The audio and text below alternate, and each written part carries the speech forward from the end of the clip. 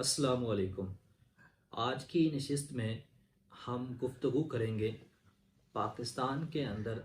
ये जो सर्दी का दौरानिया कम हो रहा है और दिन ब दिन पाकिस्तान का के अंदर जो दर्जा हरारत है उसमें इजाफ़ा क्यों हो रहा है। सबसे पहले इस बात को जानने की ज़रूरत है कि पाकिस्तान के अंदर जो गर्मी की लहर आ रही है, इस गर्मी की लहर के पीछे वजूहात क्या हैं और सबब क्या हैं, और इसके अलावा हम आज इसके ऊपर भी गुफ्तगू करेंगे कि इस गर्मी की लहर के बढ़ने की वजह से पाकिस्तान को कौन कौन से मुआशी नुकसानात और कौन कौन से जानी नुकसानात का सामना करना पड़ रहा है। जैसे कि आप लोगों के इल्म में है कि गुज़िश्ता साल पाकिस्तान के 70% हिस्से के अंदर सैलाब आया, जिसमें जनूबी पंजाब और KPK के कुछ इलाके और तकरीबन सिंध पूरा जो है वो इससे मुतासिर हुआ। तो ये जो सैलाब आने की वजह है और दूसरा सर्दी का जो दौरानिया कम हो रहा है, इसके पीछे क्या वजूहात हैं, इनके ऊपर हम गुफ्तगू करेंगे। सबसे पहले हम ये देखते हैं कि पाकिस्तान जिस खित्ते में पाया जाता है, उस खित्ते के इर्द गिर्द पाकिस्तान के दो बड़े हमसाया ममालिक हैं, जिनमें भारत और चीन है। भारत और चीन ये वो बड़े ममालिक हैं जो आबादी के लिहाज से दुनिया के बड़े ममालिक हैं और उनकी वजह से माहौलियाती आलूदगी के वो दोनों वजह और सबब बन रहे हैं। दूसरी जो सबसे बड़ी वजह है पाकिस्तान में दर्जा हरारत बढ़ने की, वो ये है कि पाकिस्तान में जो गर्मी की लहर का सबब बनती हैं वो मशरक़ वस्ता से आने वाली जो गर्म लहर होती है, उसकी वजह से पाकिस्तान में दर्जा हरारत बढ़ रहा है। और तीसरी वजह वो पाकिस्तान खुद है। पिछले 10 सालों के अंदर पाकिस्तान के अंदर जो तवानाई के बहरान को ख़त्म करने के लिए जितने भी प्रोजेक्ट लगाए गए हैं, वो सारे के सारे प्रोजेक्ट जो हैं वो पाकिस्तान में जो एनर्जी जो फ्यूल इस्तेमाल कर रहे हैं, उनका जो फ्यूल है वो मोस्टली कोल पे फ्यूल इस्तेमाल कर रहे हैं। और जो कोयला है ये सबसे बड़ा सबब बनता है फ़िज़ा में कार्बन पैदा करने का और कार्बन डाइऑक्साइड पैदा करने का। और पाकिस्तान खुद एक बहुत बड़ा कार्बन का हिस्सा जो है वो फ़िज़ा में हर साल जो है वो छोड़ देता है। क्या पाकिस्तान के अंदर इस दर्जा हरारत को कम किया जा सकता है? उससे पहले हम ये समझते हैं कि गर्मी की लहर होती क्या है। गर्मी की लहर हम कहते हैं कि हमारे जो माहौलियाती और मौसमियाती जो इदारे हैं वो ये समझते हैं कि अगर जिन इलाकों में दर्जा हरारत, स्पेशली मैदानी इलाकों में अगर दर्जा हरारत 40 डिग्री सेल्सियस से बढ़ जाए और पहाड़ी इलाकों में अगर दर्जा हरारत 30 डिग्री सेल्सियस से बढ़ जाता है,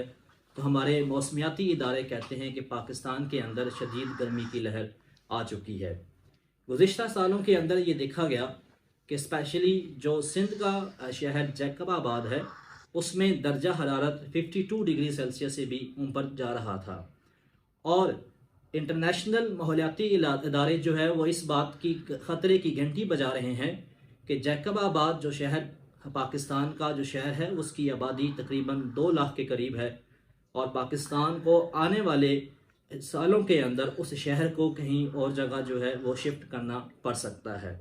क्योंकि इतने दर्जा हरारत के अंदर इंसानों का रहना जो है वो बहुत ही मुश्किल हो सकता है।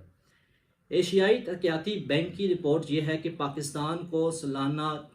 $4000 का नुकसान उठाना पड़ता है माहौलियाती आलूदगी की वजह से।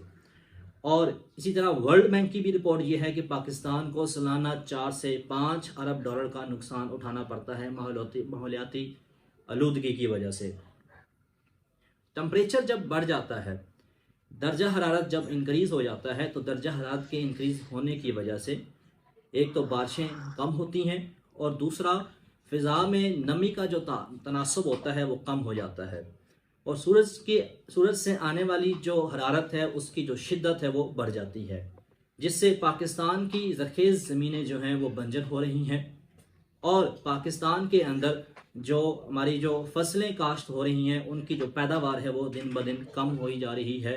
जिसकी वजह से आने वाले सालों के अंदर पाकिस्तान को ग़िज़ाई किल्लत का भी सामना करना पड़ेगा। और इस माहौलियाती आलूदगी को पाकिस्तान ख़त्म कैसे कर सकता है? देखें, दुनिया ये समझती है, दुनिया के मौसमियाती इदारे और